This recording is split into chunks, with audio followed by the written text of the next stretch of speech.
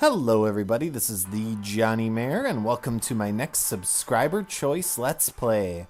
And as you can probably tell, I am going to be playing Sonic the Hedgehog 1.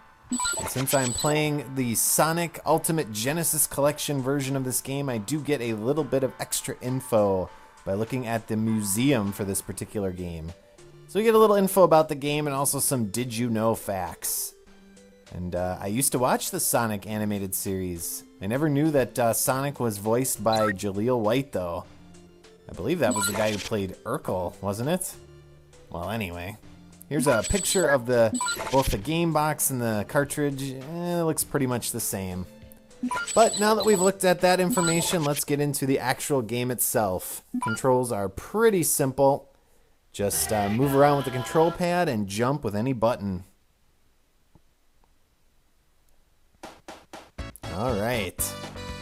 Awesome little intro screen here with the little intro ditty. But let's just get going. So we're starting off in Green Hill Zone. And it has been a little while since I've played this game, so I'm not sure how skillful I'm going to be. It might take a little bit of time for me to get my Sonic skills back.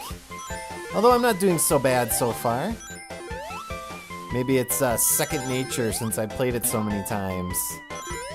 But we shall see. Alright, making good progress. Little loop-de-loop. We have our little chamber here we can fly through, and just kidding. That wasn't actually me. Sega. That was the idle animation screen. Sorry to fake you guys out like that. I'm sure some of you knew I was going to do it.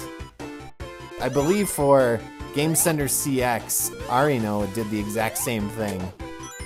And it kind of fooled everybody on the show. But now I'm actually playing, as you can tell, since I'm going to be not running at full speed the entire time. So my goals for this Let's Play, of course, are to finish the game. But I also do want to show off kind of the true ending to the game. So, although it's probably going to put my sanity on the line, I am going to try to get all of the Chaos Gems. Which is going to be a hell of a feat if I can pull it off. Now, luckily I am playing this version of the game, and when you play the Sega or Sonic's Ultimate Genesis Collection version, you actually have the benefit of being able to basically save whenever you want by hitting the start button to pause and then the select button to bring up the screen. So it's kind of like save states in that sense. Now, I'm not going to be using that for the most part, so we jump into the alternate world here. But I am going to be using that for the Chaos Gems, because there's no way I'm going to miss one of them after getting all the rest of them. So I'm going to do a sample run of all of these little extra areas and make sure I know where the gem is, and then I will show off the actual run where I get the gem. And so all of them have these little crystals that protect them that you have to break through by kind of beating on them with your rolled up body. And these levels are so frustrating. Jeez. I think that was, I got a continue sound just then. But we almost got it. Come on. Get up there. And, oh, come on. Now would not be a good time to fall on the exit. No, I got this. There we go. One down. 11 to go? I think there's 12 in total. Something like that. And hey, I gotta continue. Awesome. So these first couple episodes are probably gonna be kind of short because I'm just gonna show off each area, the different zones. So obviously the first few levels are pretty easy. Not a big concern. So this one's probably gonna be around 10 minutes, and I would imagine as I advance through the game, each of them is going to get a little bit longer. And I do tend to be compulsive about collecting rings for some reason. I'm not sure why. I think you need around 50 or so to actually get the Chaos World, or whatever the heck it's called. But I am certainly not sure about that. So if anyone wants to correct me, feel free to do so in the comments. Come on, Sonic, drop. I think I remember there being like... No, that must be the next level. This is invincibility. Not quite a star, but... And if I do remember correctly, I think you still die if you land on the spikes.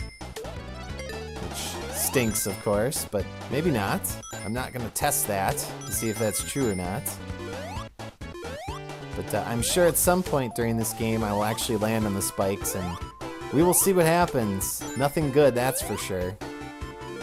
Ugh. Get up there. Alright. I love this game. You know, I wasn't a Sega boy when I was younger. I was a Nintendo guy, and I think... Geez, there we go. Yeah, I remember this one shooting you right off the end. So I had a Super Nintendo, I did not have a Sega Genesis, so I actually didn't get to play Sonic until much later.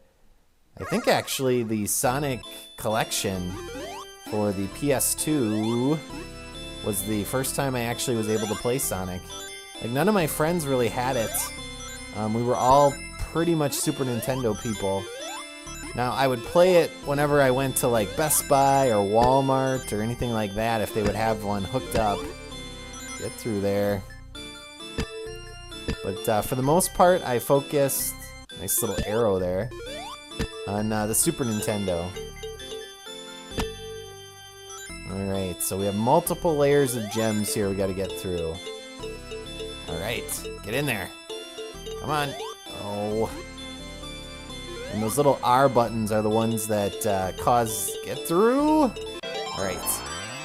The level to start spinning in the opposite direction, as I'm sure many of you are aware.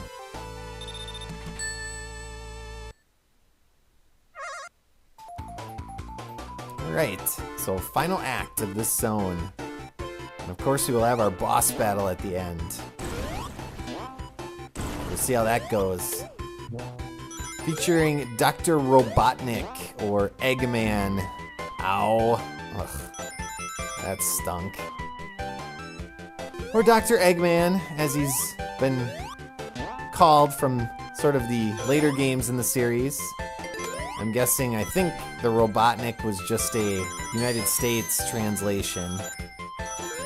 Jeez. Oh, missed it. Sometimes I can land on that little swinging platform. But he will always be Dr. Robotnik to me, just like it will always be Princess Toadstool, and not Princess Peach. Nostalgia is a powerful thing, viewers. Those of you that have watched my Final Fantasy VI walkthrough have seen that firsthand, where I have to use all of the old names when I talk about stuff. I just can't get my head around the new ones. Is that invincibility or just rings? Not that helpful. Alright, so here's our first boss battle with Robotnik.